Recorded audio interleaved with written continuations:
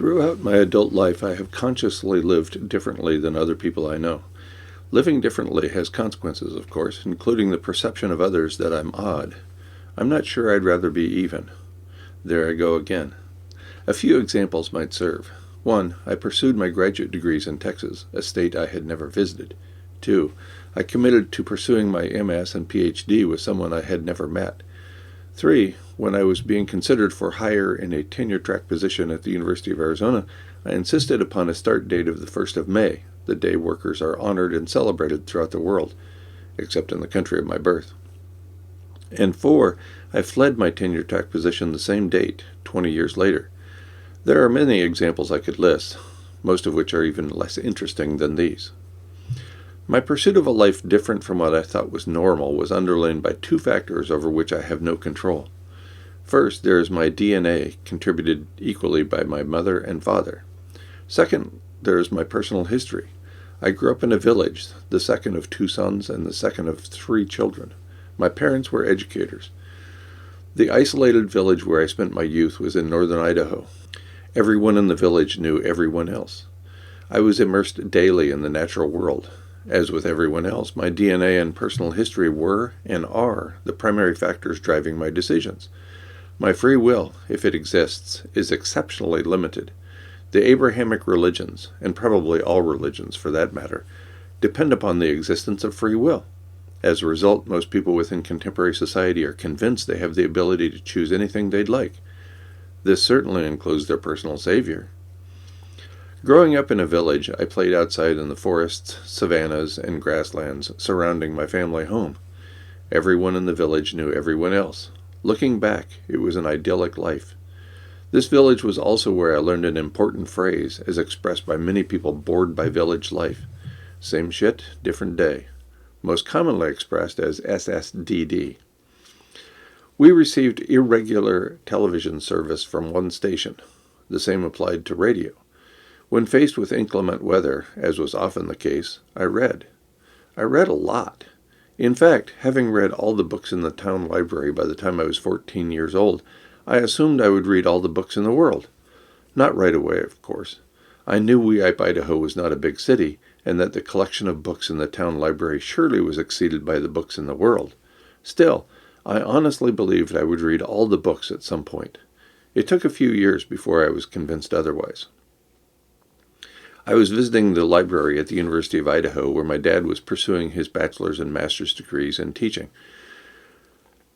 The first floor included the circulation desk and many magazines. As I hit the button on the elevator to go up into the stacks, I assumed my earlier assumption was correct. Based on the paucity of books on display on this first floor, I was destined to read all the books in the world. When the elevator door opened, I faced the books on one of 7 floors. I was shocked to conclude that not only would I not read all the books in the world, but I would not read all the books in this one library. To this day, I am saddened and humbled when I smell the musty odor of books.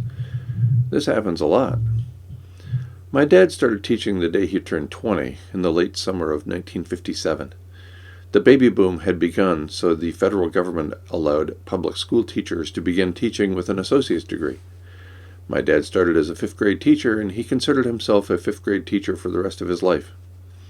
He climbed the proverbial corporate ladder, becoming a school principal and ultimately a superintendent in the public school system.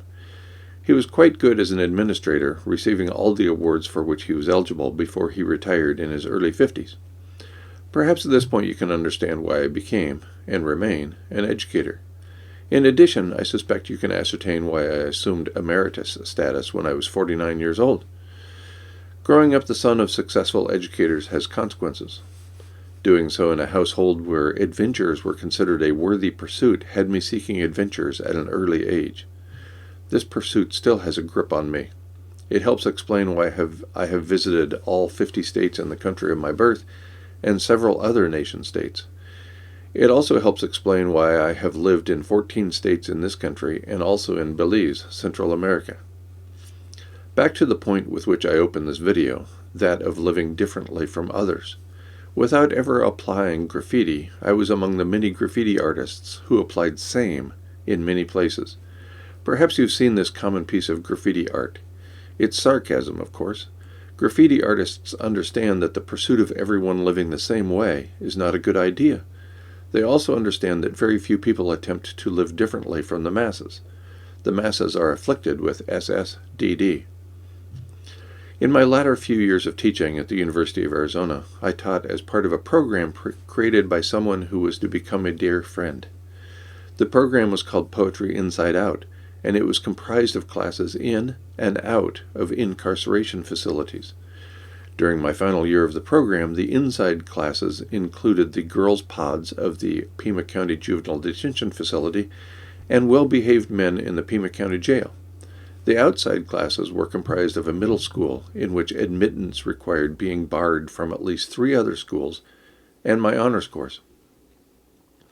My friend who created Poetry Inside Out had a teenage son who happened to be a graffiti artist. He was responsible for many of the same artworks in Pima County. In response, my friend and colleague in Poetry Inside Out was constantly telling her son that he was about to become part of Poetry Inside In. She claimed to not appreciate her son's graffiti art. Private conversations with her told the opposite story. Although she humorously claimed her son needed locked up, she appreciated his pursuit of life differently than the masses. Had I taken the advice she was subtly providing her son, I might still be on campus, pursuing the dream of a wonderful, meaningful life. Full professor before I turned 40 years of age, now I recognize many advantages associated with a well-paid life in which I conducted only the work I wanted. Unfortunately, now is a little too late.